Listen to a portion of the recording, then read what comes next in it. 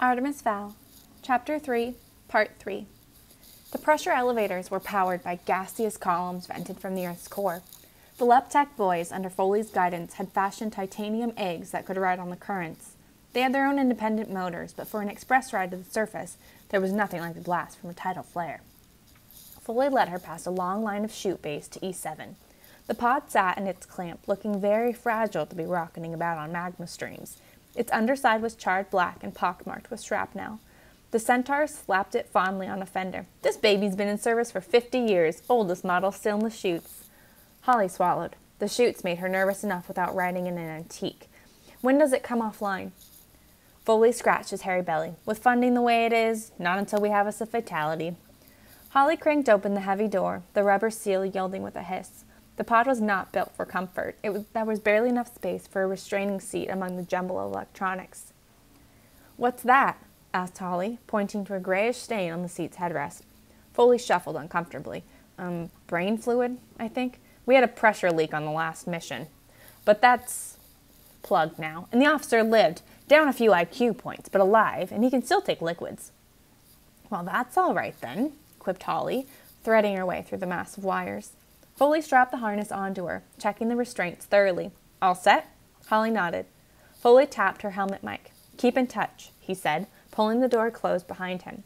"Don't think about it," Holly told herself. "Don't think about the white-hot magma flow that's going to engulf this tiny craft. Don't think about hurtling toward the surface with a Mach 2 force trying to turn you inside out. And certainly don't think about the blood-crazed troll ready to disembowel you with its tusks. Nope, don't think about any of that stuff." Too late. Foley's voice sounded in her earpiece. T-minus 20, he said. "We're on a secure channel in case the mud people have started underground monitoring. You never know. An oil tanker from the Middle East intercepted a transmission one time. What a mess that was." Holly adjusted her helmet mic. "Focus, Foley. My life is in your hands here." Okay, sorry. We're going to use the rail to drop you into E7's main shaft. There's a surge due any minute. That should see you pass the first 100 clicks. Then you're on your own." Holly nodded, curling her fingers around the twin joysticks. "All systems check. Fire it up." There was a whoosh as the pod's engines ignited. The tiny craft jostled in its housing, shaking Holly like a bead in a rattle. She could barely hear Foley speaking into her ear. "You're in the secondary shaft now. Get ready to fly, Short." Holly pulled a rubber cylinder from the dash and slipped it between her teeth. "No good having a radio if you've swallowed your tongue." She activated the external cameras and put the view on screen. The entrance to E7 was creeping toward her. The air was simmering in the landing light glow. White-hot sparks tumbled into the secondary shaft. Holly couldn't hear the roar, but she could imagine it. A raw, skinning wind like a million trolls howling. Her fingers tightened around the joysticks. The pod shuddered to a halt at the lip. The chute stretched above and below. Massive, boundless, like dropping an ant down a drain pipe.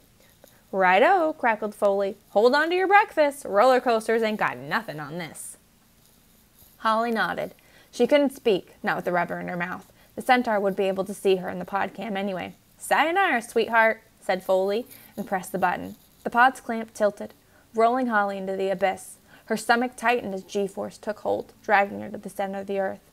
The seismology section had 1,000,000 probes down here with a 99.8 success rate at predicting the magma flares.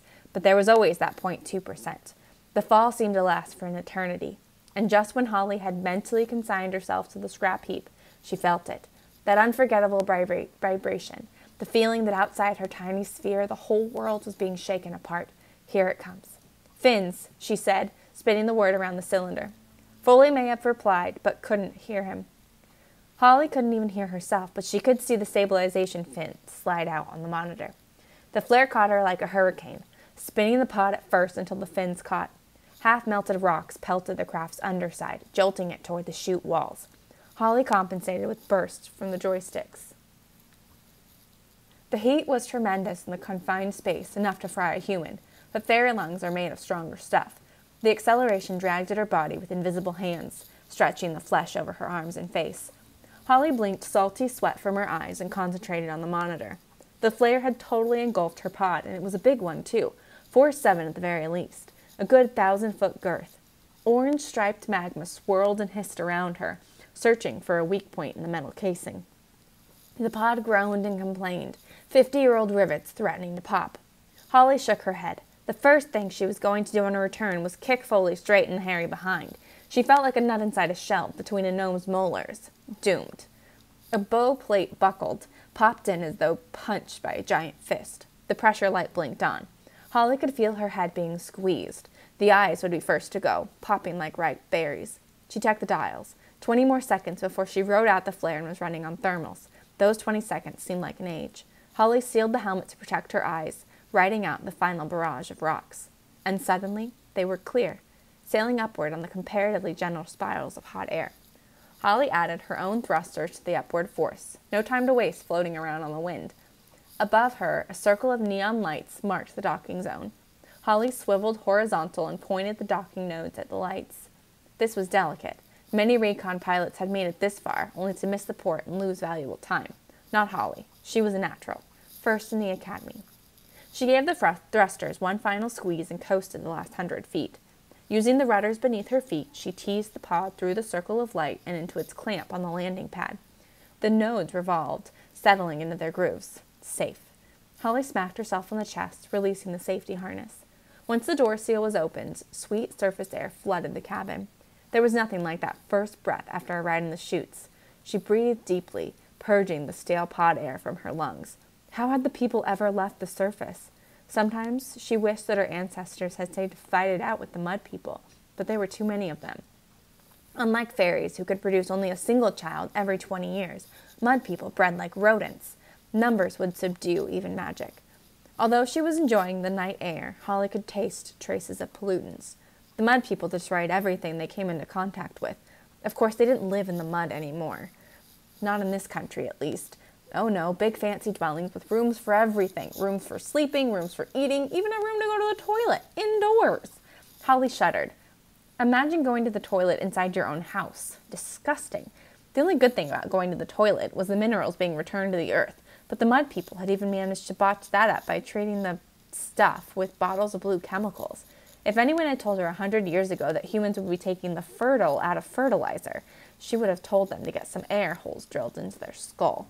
Holly unhooked a set of wings from their bracket. They were double ovals with a clunky motor. She moaned. Dragonflies. She hated that model. Gas engine, if you believe it, and heavier than a pig dipped in mud. Now the Hummingbird Z7, that was transport. Whisper silent with a satellite-bounced solar battery that would fly you twice around the world. But there were budget cuts again. On her wrist, the locator began to beep. She was in range. Holly stepped out of the pod and onto the landing bay. She was inside a camouflaged mound of earth, commonly known as the fairy fort. Indeed, the people used to live in these until they were driven deeper underground. There wasn't much technology, just a few external monitors and a self-destruct device, should the bay be discovered. There was nothing on the screens. All clear.